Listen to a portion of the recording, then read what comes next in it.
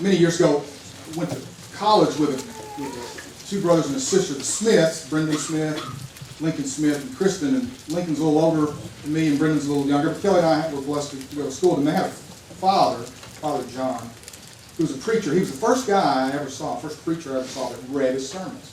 And I know that probably when you hear that, like when I heard it the first time, thought, oh, man, that's a recipe for boredom.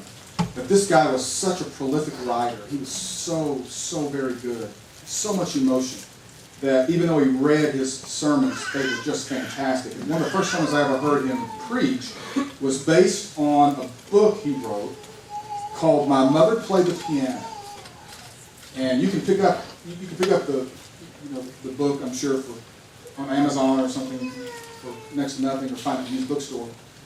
And I've read the book. And what it is, it's nothing more than just a series of vignettes, just little stories of him listening to his mother play the piano, and he tied it to his life growing up, how he understood who God was, how it helped establish and maintain his faith. And anyway, it's a very poignant, very lovely to read, I don't know how to put it, very lovely to read book.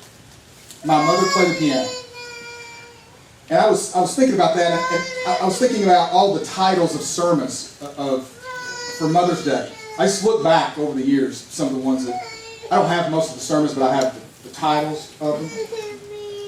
And so I was looking at some of the titles of them and the gist. You know, after a while, you kind of go, okay, Happy Mother's Day, we're glad you're here, God's so good to give us Mother. You can sort of rework the same stuff over and over, but I was looking back to the titles. One of my favorites was the one where Paul says, and that just escaped me, Romans, I think, but anyway, he's at the end where he's thanking everybody and thank Priscilla and Aquila and he thanks this woman and says, for she has been a mother to me as well. And I talked that year about what's great about having a church family is that, like my kids have grown up with mom and dad and lots of other moms and dads, or aunts and uncles, and that community thing and how awesome that is, and the people that don't have that.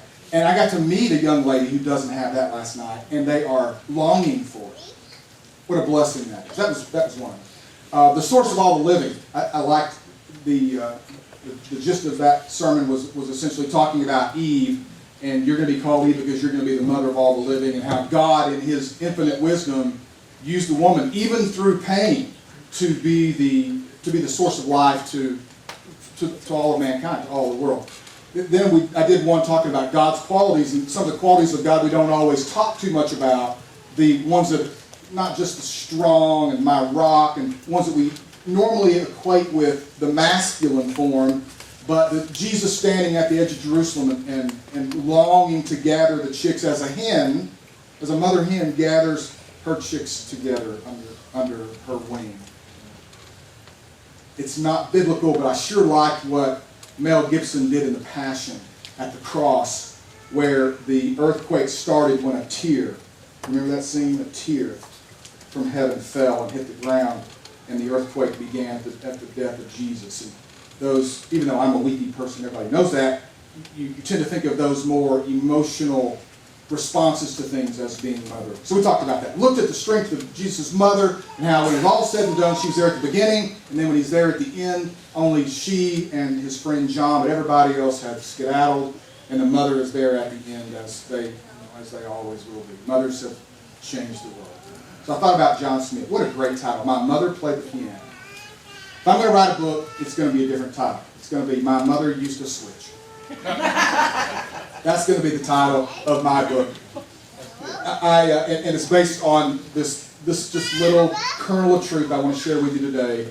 Not just that mom is a fountain of life truths and principles and how to live, but as I look back, all the things that I hated, not about her, but maybe hated the things that she did, are now not just a part of who I am, they are the fabric of who I am. And I wish she was, it's my fault, I wish she were astute enough to be able to get online and could watch this right now, but she's probably at Green Lawn this morning about this time, and she wouldn't be able to see it anyway, but maybe we'll send her the link, Bruce. if we're recording, because she would love to. It would make her lifetime. It would make her month for her to hear me say in front of people, Mom was right. Because I spent so many years saying that she wasn't. So, Shep, you will appreciate this very much. It's so beautiful to hear these young people quote from Proverbs, and I thought, they have no idea. I mean, we expect it from you, Shep, but not necessarily everybody else, that I pulled just one chapter, just a few verses from the book of Proverbs to share some things that my mother, B.J. Harris, has taught me, things maybe I didn't like as a kid, but now they are certainly part and parcel of who I am. Folly is bound up in the heart of a child, but the rod of discipline will drive it far away. My mother used a switch. She didn't use a rod unless you consider a wooden spoon, stirring spoon, into that a small rod. But some of the most vivid memories I have at a very early age was I was not paying attention, or I was disobeying, or I was probably tormenting my sister, truth be known, and she would get up off the couch and she would walk out the back door, and I knew exactly where she was going. She was going to the weeping willow tree. We don't have any trees in West Texas, but you have to have them planted. But my grandmother planted a weeping willow tree. I don't know if you know much about weeping willow trees. All I know about them is that their branches are resilient. That means you can use them over and over and over and over again, and they don't wear out. And you get them just long enough, and when you swing that switch, just that tail little piece coming across the back of your legs sends just a whole world of information about the way Mom wants you to behave. And I can tell you, I hated that, and the older I got, one time we were at my Uncle Bud's, one of my grandmother's brothers, who lived a couple of blocks away from us in Tampa. And I was a little bigger and a little more full of salt and vinegar, if you can imagine that, about 10 or 11. And I had done something, actually I remember, I had smarted off. And she walked over to Bud's weeping. I guess the McCatherines and the Harrises just grew weeping willows for that particular purpose. But she walked over and peeled a brand new one. And there was a car in between me and her. And she'd go that way and I'd go this way. And she'd go that way and I'd go this way. And I never forget, because at first she was kind of like, okay, come over here, okay. And then after a while she said, you're going to want to come over here now. And eventually, I did the little round the thing for a while, but eventually I went, and that was one of the ones that I will never forget. Now I want to make one point here. As I look back, at that time I hated it. No kid I know likes whippings. No kid. But as I look back at, maybe I was a little more precocious than some, but as a young man, now as an adult looking at that young man, I didn't get disciplined nearly as much as I needed. And I want to make a very distinct point, and then I'll move on.